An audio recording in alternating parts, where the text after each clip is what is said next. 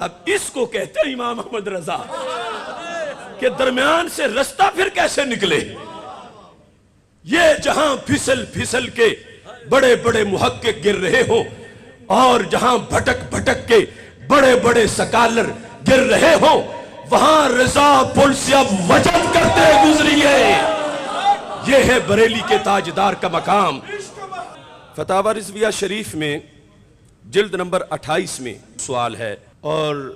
ہر لحاظ سے وہ بڑا اہم ہے، اور اس کے جواب میں عوام کے لیے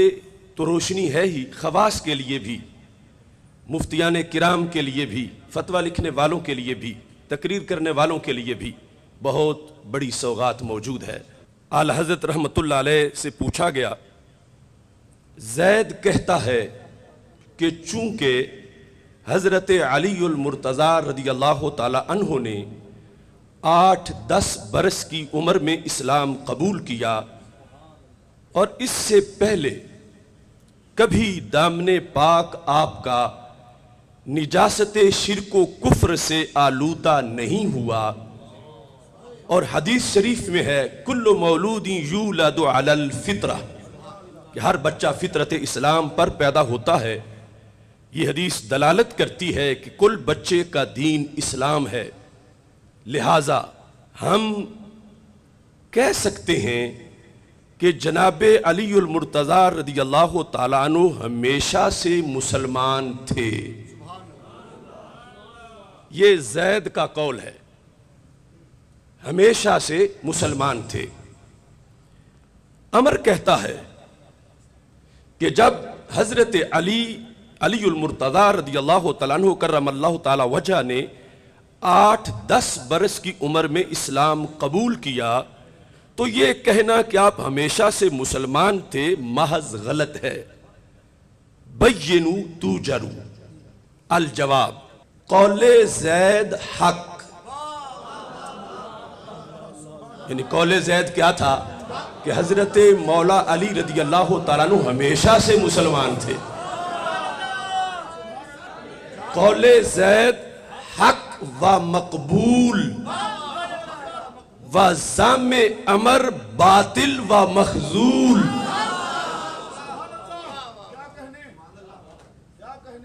اور فرمایا کہ میں نے اس پر ایک پوری کتاب لکھی ہے،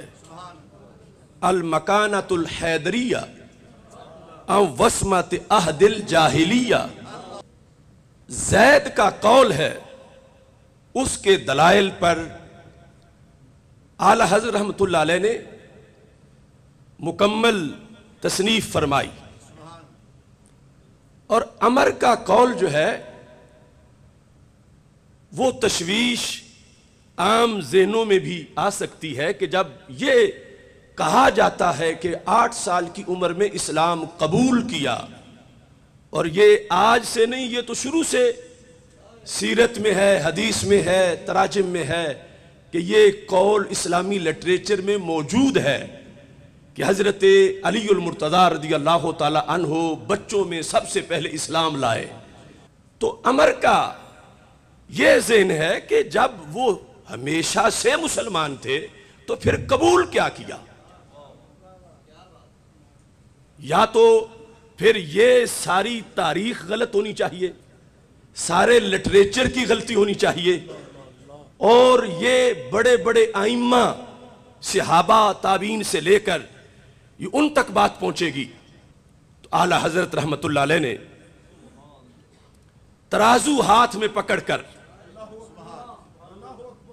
جواب میں فرمایا کہ زید کا قول عمر کو تو لگتا ہے نا کہ اس میں بڑا غلو ہے کہ ہمیشہ سے مسلمان تھے۔ فرمایا ہاں مجھے زید کے قول پر اعتراض ہے تھوڑا سا۔ کون سا؟ کہ اس کے قول میں ایک بات قابل گرفت ہے۔ کون سی بات؟ فرمایا ہاں عبارت زید میں یہ لفظ قابل گرفت ہے کہ ہم کہہ سکتے ہیں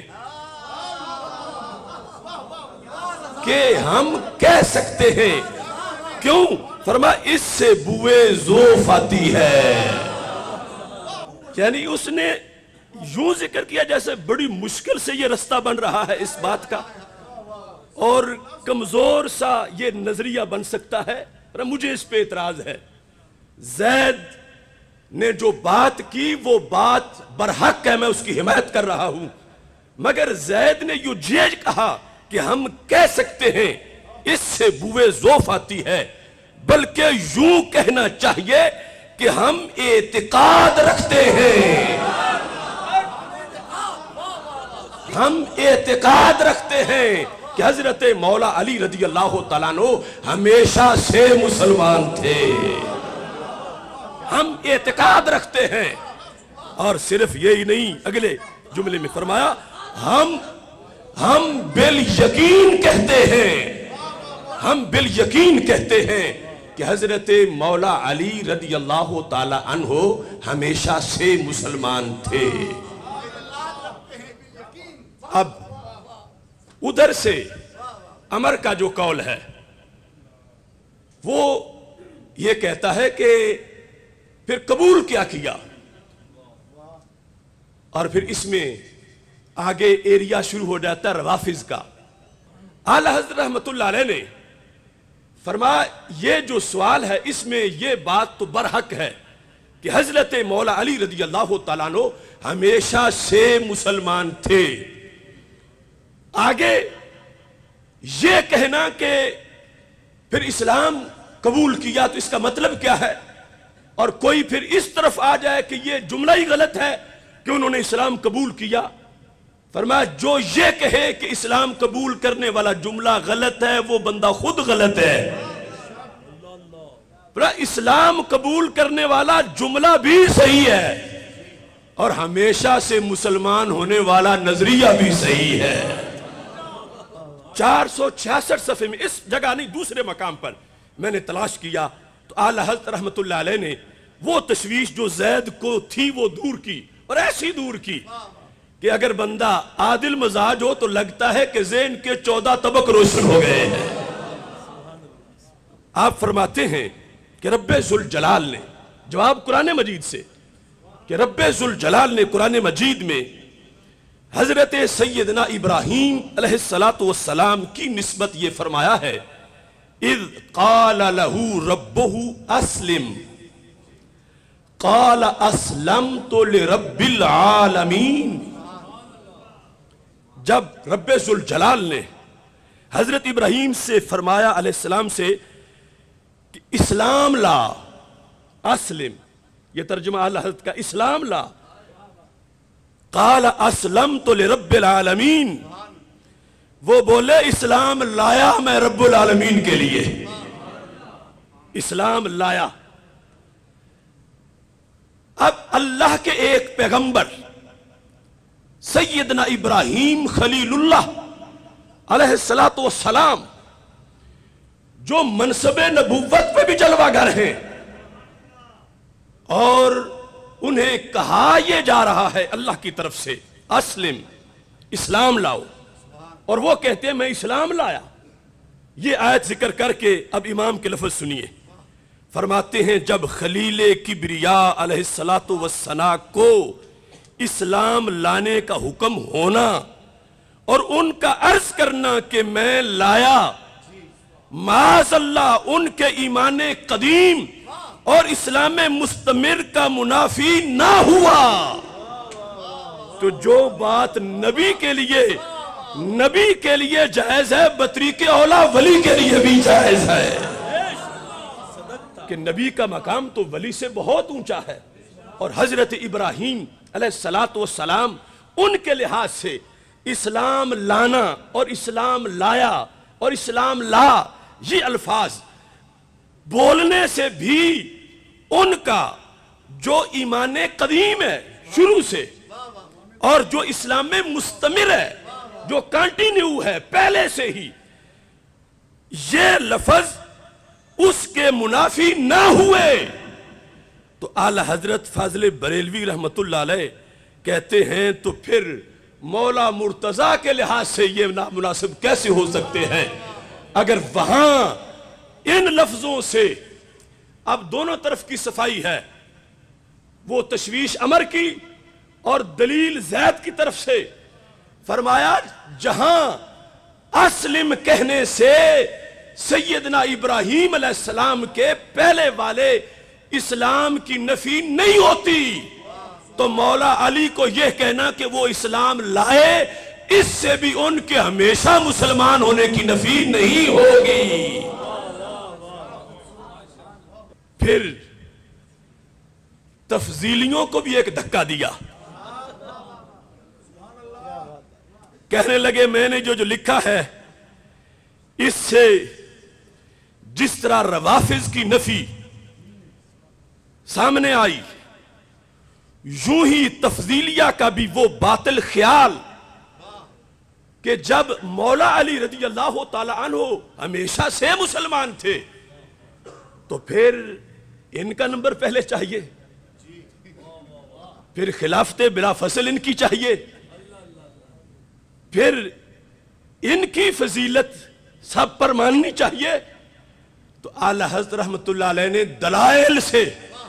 فرمایا جس طرح حضرت مولا علی رضی اللہ تعالی عنہ ہمیشہ سے مسلمان تھے، ایسے ہی حضرت صدیق اکبر رضی اللہ تعالی عنہ بھی ہمیشہ سے مسلمان تھے۔ یہ شرف حضرت مولا علی رضی اللہ تعالیٰ عنہ کا جو اعلی حضرت رحمت اللہ علیہ نے اس انداز میں بیان کیا کہ حضرت مولا نے تو حضور مولا الکل سید الرسل صلی اللہ علیہ وسلم کے کنارے اقدس میں پرورش پائی، حضور صلی اللہ علیہ وسلم کی گود میں ہوش سنبھالا، آنکھ کھلتے ہی محمد الرسول اللہ صلی اللہ علیہ وسلم کا جمال جہاں آرا دیکھا، حضور ہی کی باتیں سنی اور عادتیں سیکھیں، یہ ساری چیزیں ان کے شرف میں بھی بیان کی۔ اور دوسری طرف فرمایا اس صدیق اکبر کا بھی کمال تو دیکھو کہ اعلان نبوت تک ادھر تو تھوڑی سی عمر گزری تھی اور ادھر بہت بڑا حصہ عمر کا گزر چکا تھا، اور صدیق نے پھر بھی اپنے دامن پہ کفر و شرک کا داغ نہیں لگنے دیا۔ ہر ایک کا اپنا اپنا مقام اور اپنی اپنی فضیلت ہے، اور اس سے میں اپنے کراس استدلال سے آپ کی توجہ ادھر بھی دلانا چاہتا ہوں کہ جب یہ صورتحال ہے ان دو خلفاء کی اور سرکار کے ان دو عظیم امتیوں کی، تو پھر 40 سال سے پہلے نبوت مصطفیٰ کا علم کیا ہوگا؟ یعنی ہمارا بستہ تو یہ ہے کہ ہمارے اکابر اس سے لکھتے رہے